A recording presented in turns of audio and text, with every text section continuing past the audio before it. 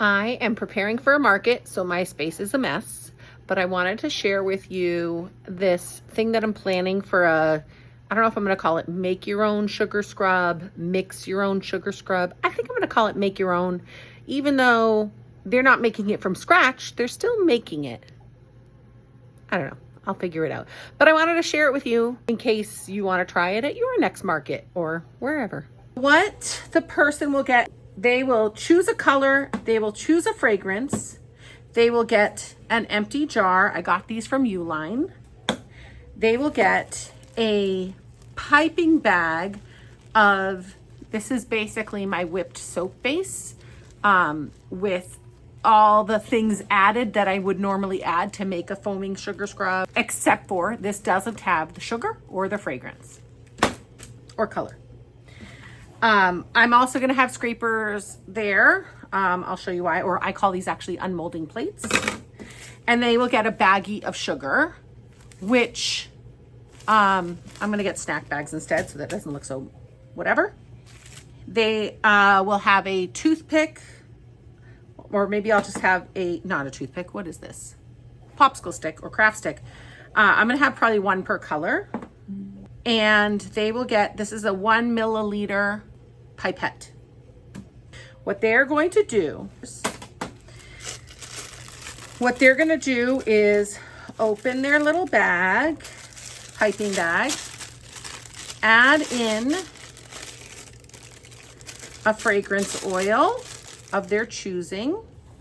And what it should be is 2 pipettes of this 1 milliliter piping tip, at least based on this latest test. And that's why I'm thinking maybe I bring my scale, even though this scale kind of stinks, but I tell them it's 1.5. Oh, see, that's 1.1. So maybe I will just bring the scale. 1.5 grams of fragrance oil. Oops, that was 1.4. Whatever. This is for my husband anyway. I think I might actually, you know what I'll do? I'm also going to bring these piping bag holders to make it easier for people. And then they add their sugar in. And then they basically are going to use this as their mixing container. Oh, whoops, I forgot to put a color in there. I like using the color because then I can make sure that it's all been mixed in there.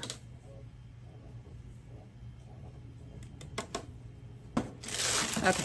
Now, I'm just going to kind of hold that top and just start mixing this around. However, I feel I should mix it around. Once I get it, start mixing like that, it shouldn't come out the top.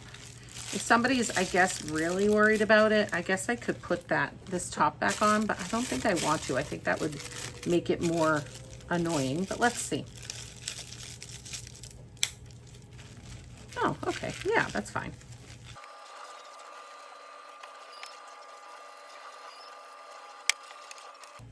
Oh, I gotta use better bags. Noted. I'll bring extra bags just in case, because I can see that this started to break, so that's gonna be an issue. It didn't do it the last time I did this, so I think I got a crappy piping bag. You know what? That's fine. I'll just put it in there. When they're done, when they think they've gotten it all mixed in there, which I got a little patch of color there, so I want to mix that a little more. Okay. Seems all mixed in there now. Then you can do with these piping bags, as long as you didn't break them, like I kind of did, is you can use this scraper tool to sort of like bring it down a bit from the top. It's not gonna be as good as it would be if there was no sugar in it. The other thing I can do to get this closer down to the tip is I can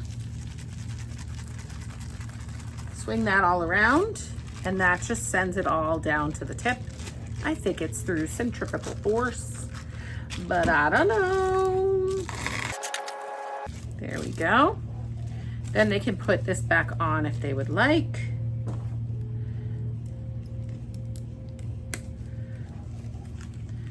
I'm gonna bring scissors.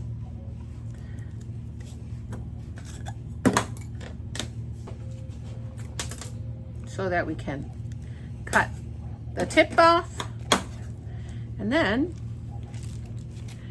can pipe it into the container.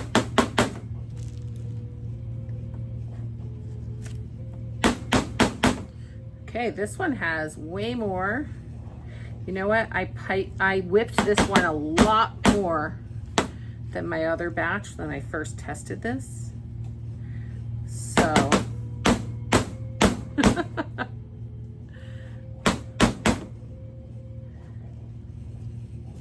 I guess they'll be able to take this home in the sugar baggie if they really want the rest. But also that was 100 grams total, and I think I'll do 90 grams total. So 45 and 45.